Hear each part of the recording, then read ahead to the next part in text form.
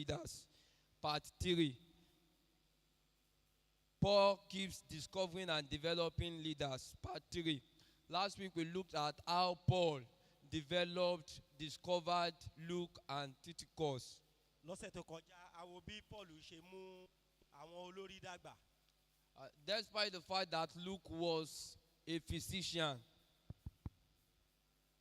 Bó tilẹ̀ jẹ́ pé Luke jẹ́ oníṣègùn. he was humble enough to be trained and to be raised by Apostle Paul. Ó gbà láti gba ìtọ́ni lọ́dọ̀ arákùnrin Paul. And likewise Tychicus, he was a very faithful servant Ó jẹ́ ìránṣẹ́ tó jẹ́ olódodo. who was humbled all through his journey with Apostle Paul.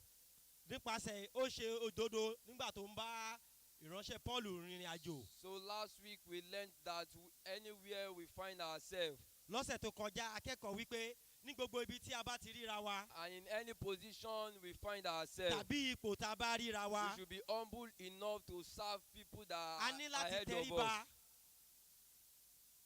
We should be humble enough to serve people that are ahead of us. A ní láti tẹríba láti máa kẹ́kọ̀ọ́ àwọn tó bá jẹ́ adarí wa Without tàbí olórí wasting wa. much of our time, let's go to lesson 40. Láì fi àkókò wa ṣòfò ẹ jẹ́ ká lọ sínú Today's topic ẹ̀kọ́ is ti ọ̀sẹ̀ talking yìí. about Barnabas and Peter mentor John Mark. Èyí tó sọ wípé Barnaba àti Peter kọ́ Jòhánù Máàkù. And our memory scripture is taken from the book of Acts chapter 12 verse 25. Which says, and Barnabas and Saul returned from Jerusalem, and they had fulfilled their ministry, and took with them John, whose surname was Mark. Barnaba òun Sọ́ọ̀lù sì padà ti Jerúsálẹ́mù So this, wá nígbà tí wọ́n sì ti parí iṣẹ́ ìránṣẹ́ wọn, wọ́n sì mú Jòhánù wá pẹ̀lú wọn, àpèlé ẹni tí ń jẹ́ Máàkù. this was actually talking about the ministry of Barnabas and Apostle Paul. Ẹ̀kọ́ yìí ń kọ́ wa nípa iṣẹ́ ìránṣẹ́ Barnaba àti ìránṣẹ́ Ọlọ́run Paul. That after their missionary journey, Nígbà tí wọ́n ti parí iṣẹ́ ìrìn àjò wọn they nípa saw, iṣẹ́ ìránṣẹ́, they saw virtues in the life of John Mark. wọ́n rí àmúyẹ nínú ayé John Máàkù. They saw some leadership quality in his Wọ́n life, rí àwọn àmúyẹ bíi olórí nínú ayé rẹ̀. and they deemed it fit that he will be useful for them in the work of the ministry. Wọ́n sì rí pé ó máa wúlò fún iṣẹ́ Olúwa. And they took him along with them. Wọ́n sì mú dání pẹ̀lú. And our devotional thought says, true leaders nurture potential leaders, turning setback into stepping stone. Àpòsórí wa ń sọ fún wa wípé àwọn olórí tòótọ́ a máa mú àwọn olórí ọjọ́ iwájú dàgbà níbi wọ́n ti ń yí àwọn ìfàsẹ́yìn padà sí òkúta àtẹ̀gùn fún ìdàgbàsókè. One of the quality of a true leader Lára àwọn àmúyẹ olórí tòótọ́, and of a good leader olórí tòótọ́, is the ability to raise others, ó ní wípé láti mú àwọn ẹlòmíràn dàgbà. to discover and to develop other leaders. Láti wá àwọn olórí ọjọ́ ọ̀la rí àti They are- láti mú wọn dàgbà. They are not the one that will step on other people's head.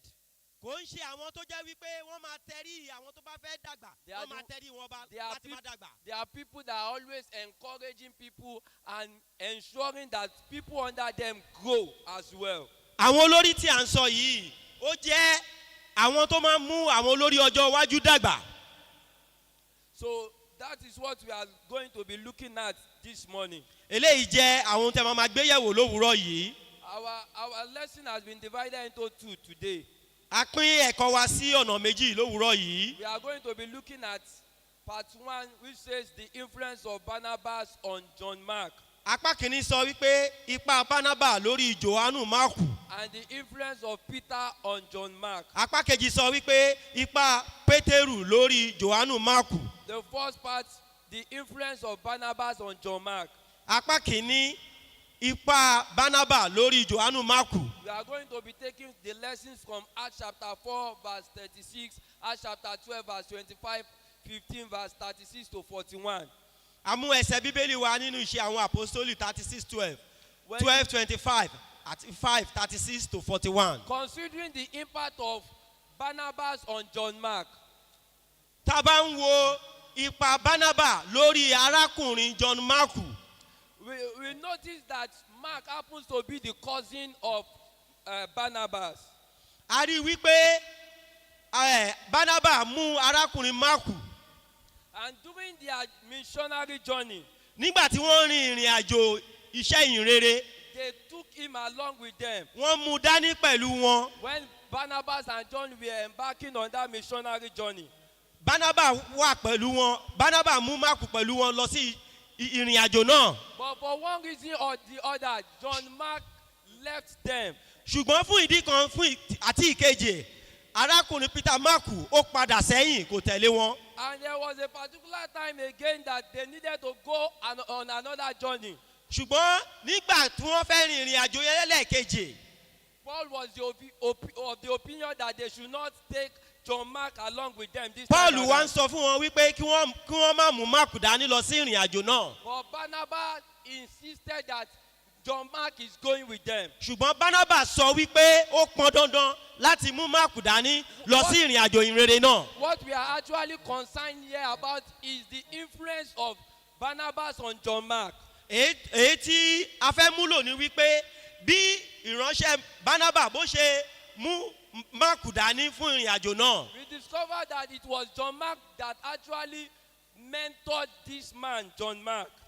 A rí i wípé Barnabas ni ló ṣe atọ́nà fún John Mark láti tọ́ ní ọ̀nà ìrere. He encouraged him in the way of the Lord. Ó gbà á níyànjú ní ọ̀nà Ọlọ́run. There are so many people around as at that time. Ọ̀pọ̀lọpọ̀ ènìyàn ló wà ní àyíká àti agbè ní àkókò tí à ń sọ He yìí. chose John Mark to be among their company in the work of the ministry. Ṣùgbọ́n ó mú ìránṣẹ́ John Mark dání gẹ́gẹ́ bí ẹni tó fẹ́ mú lọ sí ìrìn àjò náà fún iṣẹ́ ìyìnrere. And when John Mark actually left them, Nígbà tí John Mark tó fi wọ́n sílẹ̀, he chose the path of forgiveness. ó wá bẹ̀rẹ̀ sí rìn ní ọ̀nà tí wọ́n ti tọ́. He forgive John Mark Wọ́n dáríjì í, and he encouraged him. wọ́n sì gbà á níyànjú. According to Acts chapter 4 verse 36. According to Acts chapter 4 verse 36. Gẹ́gẹ́ bí ìwé àwọn apostoli 44:6. We are made to understand that the name Barnabas means the son of consolation. A rí i wípé John Mark tí à ń sọ ẹ̀ ó jẹ́ ọmọ ìtùnú. And we can see that name actually come to play even in the life of Barnabas. A dẹ̀ rí i wípé orúkọ yìí ó wá sí ìmúṣẹ nínú ayé Barnabas. He encouraged John Mark Ó gbà á níyànjú. and helped him to grow as a leader and as a minister. Ó dẹ̀ sọ di olórí àti ìránṣẹ́ Ọlọ́run. This is a lesson to every one of us as well. Eléyìí jẹ́ ẹ̀kọ́ fún gbogbo wa pátápátá. There are people that surround us. Pé àwọn ènìyàn tí wọ́n yí wa po, There might be some loopholes in their lives. bóyá àwọn ìṣòro díẹ̀díẹ̀ wà nínú ayé wọn. We must choose the path of forgiveness. A bọ́lọ̀ wá ọ̀nà láti dáríjì And we wọ́n. must ensure that we encourage them always. A dẹ̀ bọ́lọ̀ máa gbà wọ́n níwọ̀njú ní gbogbo ìgbà. There are people that will not move until you push them. Àwọn kan wà tó jẹ́ wípé wọn ò ní tẹ̀síwájú àfi tẹ́ ẹ bá gbà wọ́n níyànjú tàbí tẹ́ mú wọn tẹ̀síwájú. As leaders and as ministers, as leaders in the church of God, Gẹ́gẹ́ bí olórí tàbí ìránṣẹ́ Ọlọ́run nínú ilé Ọlọ́run, we must not be too rigid. a bọ́lọ̀ jẹ́ kí àwọn òfin wa kó le jù. We must ensure that we encourage people that are under A us. bọ́lọ̀ máa gbìyànjú láti máa gba àwọn ènìyàn níyànjú láti mú wọn tẹ̀síwájú nínú Ọlọ́run. Just as Barnabas did to John Mark. Let's go to the second part. Ẹ jẹ́ ká lọ sí ìpele kejì. The influence of Peter on John Mark. Ipa Pétérù lórí Jòhánù So Máàkù. when he had considered this, he came to the house of Mary, the mother of John, whose surname was Mark, where many were gathered together praying. Nígbà tí ó sì ó lọ sí ilé Màríà ìyá Jòhánù èyí tí àpèlé rẹ̀ ń jẹ́ Máàkù níbi tí àwọn ènìyàn péjọ tí wọ́n sì ń gbàdúrà. This account happened after the miraculous release of Peter from the prison. eléyìí ṣẹlẹ̀ nígbà tí a ti dá pétérù sílẹ̀ nínú ọgbà ẹ̀wọ̀n. Immediately after he was released, nígbà tí a dá pétérù sílẹ̀ nínú ọgbà ẹ̀wọ̀n. he went to the house of John Mark, ó lọ sí ilé john marku, the house of Mary to be precise, ilé maria, the mother of John Mark. ìyá johannu marku. In that particular passage of the Bible, nínú ẹsẹ̀ bíbélì tí a wò yẹn, for Peter to go to that house, kí pétérù kó tó lọ sí ilé wọn yìí, this is not the first time he will be there. eléyìí kì í ṣe ìgbà àkọ́kọ́ tó máa wà níbẹ̀. That house has been a center where he always go and then he preach the ó word jẹ́ of ibi God. tó máa ń lọ ní gbogbo ìgbà láti máa gbàdúrà. And because it is the house of John Mark, nítorí pé ó jẹ́ ilé johannu marku. John Mark has listened over and over to the messages john of marku ti tẹ́tí sí Peter. ní àìmọye ìgbà ní ọ̀pọ̀lọpọ̀ ìgbà. And the messages of Peter has actually influenced his life. and àwọn ẹ̀kọ́ pétérù ó ti ràn lọ́wọ́ láti dàgbà nínú ẹ̀mí. It has helped him to develop in faith and in ministry. ó ti ràn lọ́wọ́ láti dàgbà nínú ìgbàgbọ́ àti nínú iṣẹ́ ìyìnrere. It has helped him to develop leadership qualities. ó ti ràn lọ́wọ́ láti dàgbà láti jẹ́ olórí tàbí adarí. Fathers of faith have it that it was even the outline of Peter's message that actually influenced the life of Peter, John Mark, to even write the book of John Mark. àwọn àgbààgbà nínú ìgbàgbọ́ wọ́n gbà wípé àwọn àkọsílẹ̀ tí a kọ nípa pétérù òun ló ran johannu marku lọ́wọ́ láti kọ ìwé tí ó kọ. He is actually telling us that anything that we are doing, we should continue to do it. eléyìí ó rọ̀ wá wípé gbogbo ohun tí a bá ń ṣe ká máa tẹ̀síwájú láti máa ṣe tó bá ti jẹ́ ohun tí ó dára. If you are preaching, continue to do it. tí a bá ń ṣe ìwà